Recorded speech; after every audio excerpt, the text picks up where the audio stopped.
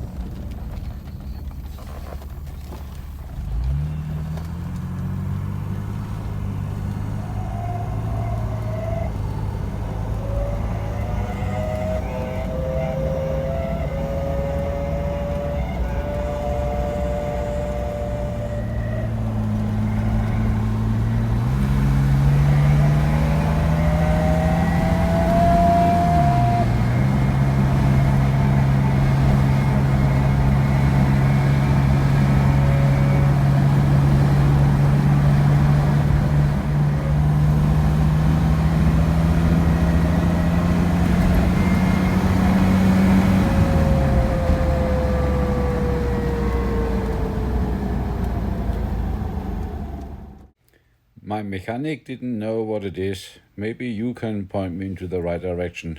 Thanks for your help. Please leave me a comment.